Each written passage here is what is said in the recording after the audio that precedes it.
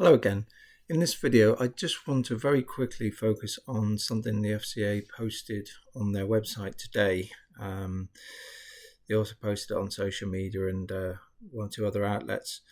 FCA charges Mrs Lisa Campbell with multiple criminal offences, including fraud by abuse of position and providing false and misleading information to the FCA to conceal her wrongdoing. Now, these are allegations. I'm not making any assumptions about the innocence or guilt of Mrs Campbell. Obviously, I express deep sympathy for the clients who have been caught up in this unfortunate situation. But I do want to focus on some similarities to the WealthTech situation and this series of videos, some of the points I've identified. Now, firstly, the allegations, according to the FCA, run between the 1st of April 2013 and the 10th of May 2023, so 10 years, a little bit longer than WealthTech, but both cases are for alarmingly long periods of time, 9 and just over 10 years respectively. They both concern the misuse of client assets, the alleged misuse of client assets, and they both involve providing false documentation to both clients and the FCA, again over a long period of time. Now, both also occurred without respective organisations holding client money permissions. That's another concern. Now, one of the things I've pointed out in these series of videos is the failure of Parliament to properly hold the FCA to account, and I really covered that in the last video, which you might want to look at.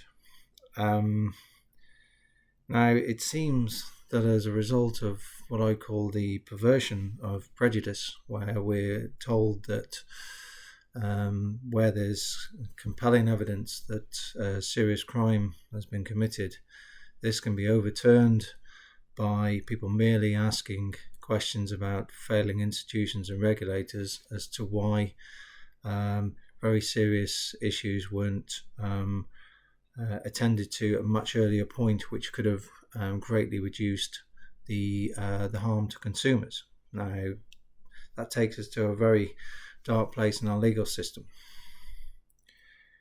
Now, what Parliament should determine is what safeguards are in place to identify instances where professionals provide false information to the FCA. This includes fitness and proper determination. Can include the financial health of the professional. Are they withholding things that make them financially compromised, would show them to be irresponsible, and so on and so forth. So what safeguardings are in place to prevent these instances occurring where false information is provided? Because again, there's two quite similar cases here, and there's two and there's cases where they've continued for a long period of time, and unfortunately people have lost a lot of money and no doubt suffered great mental anguish as well. The other one would be what safeguards are in place to ensure that when documentation is falsified, and they both seem to suggest that false documentation was provided to the FCA to conceal alleged wrongdoing.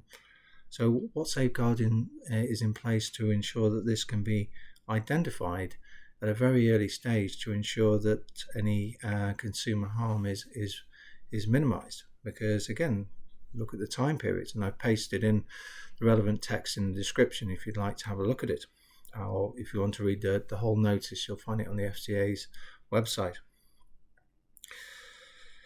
Now, again, if we go back to the all-party parliamentary group report, which was dismissed by the FCA and Tulip Sadiq, the City Minister at the time, because it focused on historic cases, and the FCA has since transformed And we've seen various manifestations of that narrative. I've included some in the previous video. Again, you can look at if you wish. Now, what we must appreciate that neither wealth tech nor this case that the FCA have published on today about these charges relating to Mrs Campbell, neither of these were part of the all-party parliamentary group report, so they're outside of it. So, what we need to see is that Parliament is doing its job in seeking reassurances that these allegations, which have run for long periods of time and greatly impact the lives of innocent people, could not occur again, or someone else isn't doing them. That is the responsible thing to do, because both cases show alarming weaknesses in the current system of regulation. Now, if the FCA have fixed all these issues and have truly transformed, we need to understand what the evidence backing that is. And at the moment, because of prejudice and the overweighting of the secondary objective over the consumer protection objective, is preventing that from happening, and it's leading us into a situation where we've potentially got a rinse and repeat cycle where we roll from one crisis into another without there ever being any proper accountability that issues have been fixed. And that's my concern. I will update you when anything else relevant comes. In the meantime, take care. I'll speak to you soon.